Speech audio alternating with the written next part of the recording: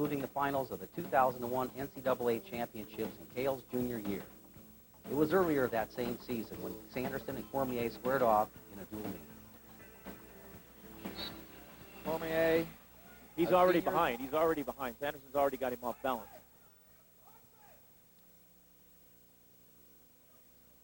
Cormier, a senior from Lafayette, Louisiana, and came out of the junior college at Colby Community College, coached by a former teammate of yours, Steve Lampe, former Iowa Stater. Sanderson's been keeping him off balance, but hasn't made a real legitimate shot yet. Actually, that was the first legitimate shot of the match, but it was a shot by Cormier. That was a reshot, actually, but he's going for a stalemate here. Head's down. You can't have your head down in there. Your head's got to be up the other side. He's going to try to roll him through, and he's pretty tough here. And wow, almost scored. Sanderson comes up past the leg. Great counter, and it looks like he's going to score here. He's got the leg out, and he does on the edge. Perfect. Yeah, on the edge. Blow the whistle, 2 points. Did a great job of controlling the hips on that counter. Here we go. Three Sanderson brothers wrestling for Iowa State over the past few years now. They're down to 2 with Cody graduating last year. Cael and Cole still on the team. Cael, a junior out of Heber City, Utah. Has an undefeated college career, 2-time NCAA champion.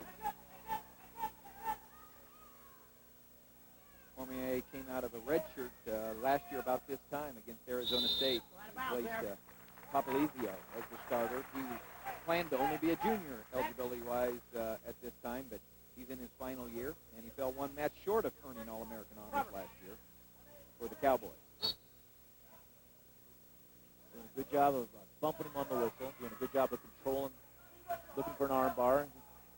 He likes to roll around here with halves and arm bars, and he ends up with a lot of times with near fall points there, but Cormier did a good job of getting back to his base.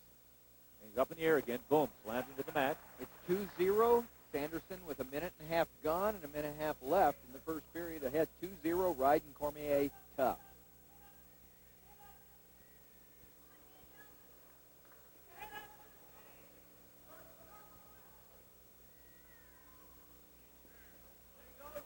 What's Cael looking for there, Dan?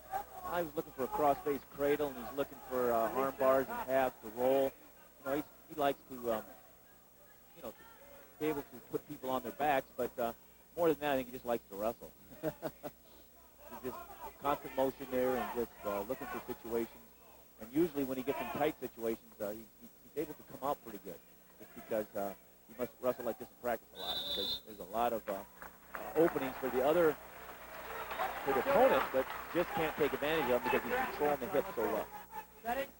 Cael Sanderson off the mat. They're coming back on. Cormier down.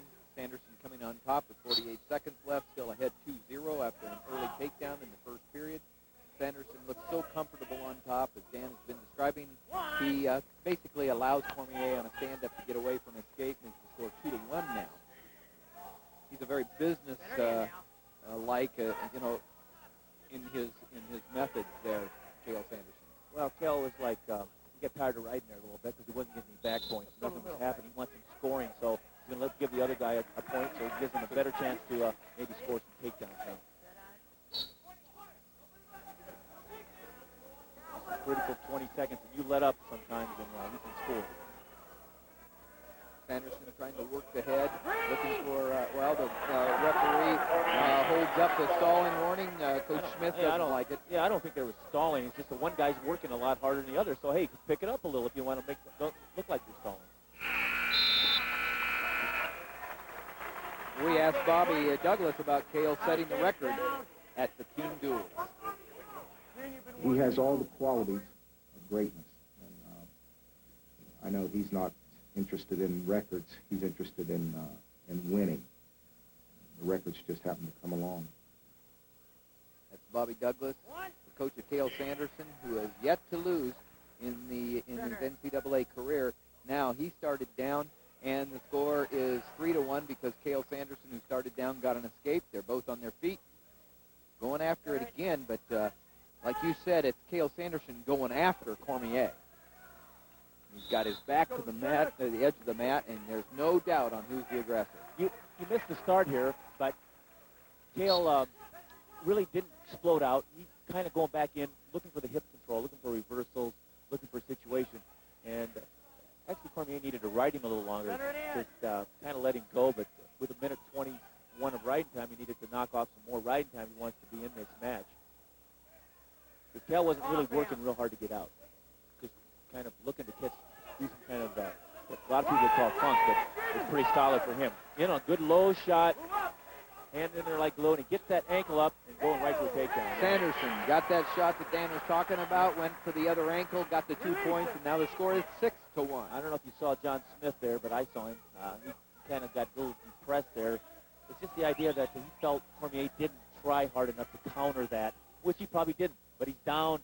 Whether his attitude's good or not good doesn't matter to Sanderson. He's going to take advantage of it. But the coach on the side wants your athlete to battle.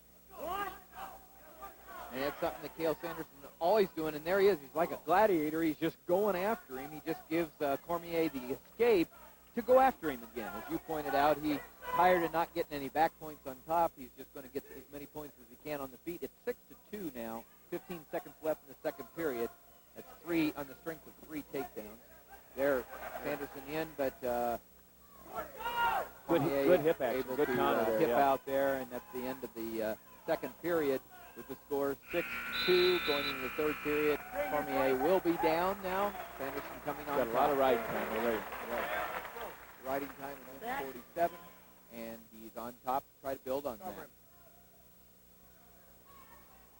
Just a little jam there. Knocks him forward, gets him off his base. Steps down there. Good for halves, bars. Wrestles on his side a little bit. You know, that's probably where I wouldn't have probably done that, but he's good at it. Amazing. Now he's up on top. Even though he's on his side, he really isn't, because he's controlling the hips with his hips. And there he's looking like he's going for a hip toe. There's a point. For stalling. John Smith's not real happy, but you just got to keep the same pace. You know, you can't. You know, I don't know about the first one, but that one right there, I don't think Cormier's wrestling. I mean, I think that it wasn't like Sanderson was overpowering him there. Cormier was just a little timid of moving because he was just afraid what Sanderson would do, but that's stalling. And Bill Rhodes called it stalling, and now the score is 7-3 because Cormier now gets an escape because it looks like Sanderson wants to force the action again, and here he is. He gets 2 points for stalling. Now we're looking for disqualification. That one's a quick one. I didn't catch that one, did you? He just was backing up against the edge there. Sanderson pushing and looking, and the score is 9-3. But more importantly, we're down to the last stalling call, and it's over. Well, certainly is. And right now he's going to need a takedown to get a major if he doesn't get it in it. You know, I've seen some stall calls that put people out, but yeah, really, you make a great point. Sanderson wants another takedown here, because he's got riding time, but he needs his takedown for the team. Here's a big whiz. Big and key to the meet as far as you're concerned, Dan. Right. It's only about 15 seconds to go, too. You know, if he takes a few steps, he may get a disqualification. That's a 6-pointer. Let's go. Right here. Yeah, we're just looking at the difference between a 3 and a 6-pointer. There's a shot, one shot in a row. There's 2 shots, and he's staying in there, though. Front headlock, and I don't know if he'll call him or not. I don't think so, but the way he's been calling, you never know. There's another one. There's only a few seconds here. You know, he did a good job of snapping him, so he's not going to get the major. And he's not going to get the major, as your point, and it's a very interesting 10-3 decision. That's only 3 points for Iowa State. You consider walking away from Cael Sanderson with only a 3-point loss for the team.